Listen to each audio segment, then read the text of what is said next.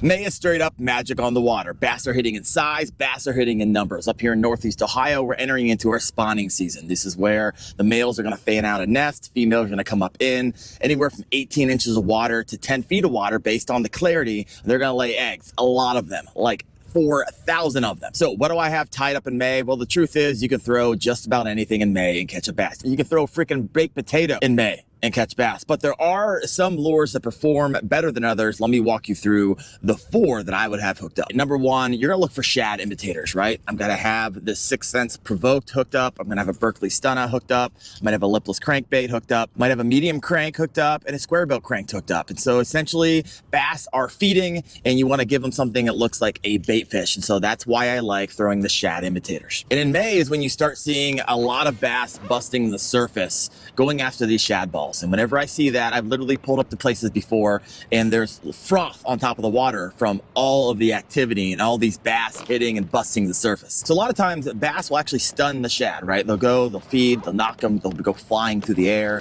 You'll catch a bass, there'll be like 3 or 4 shad in its mouth. It's chaos in the best way. So what I like to do, especially when I see that, I'm gonna pull out some type of shad imitator, throw it over where that activity is, take a jerk bait, jerk it through the activity ball, take a square bill, slow roll it, pop, pop, slow roll it, pop, pop. So a lot of times what will happen is that a bass will come up and nail your lure because they think it's one of those stunned shad or one of those wounded shad. Another thing you can do is a lot of times when you're working a jerk bait or some type of square bill or something really fast through the water, you actually snag one of those bait fish. So I highly recommend just don't throw that back in, right? Try to match that bait fish with a lure that you have on your vessel. And when you dial in that size that they are eating, gotta be juicy. All right, little tip for you. Bass are maximum reward, minimal effort. So a lot of times if they're not hitting as you're popping it through the bait ball, a lot of times what I like to do, especially if I have like a floating square bill, I'll pop it and let it float to the surface. And for whatever reason, sometimes when everything else is failing, that will work. All right, lures that'll get my money. This is an Alpheus 1.5. It's hand painted by Knockout Baits. I also like the KVD 1.5. It's a sexy shad color. I also like the Spro Little John. I just lost it, unfortunately, but man, that thing picked up a lot of fish for me. That is the nasty shad color. If I have a jerk bait, I'm going to be throwing a 6.8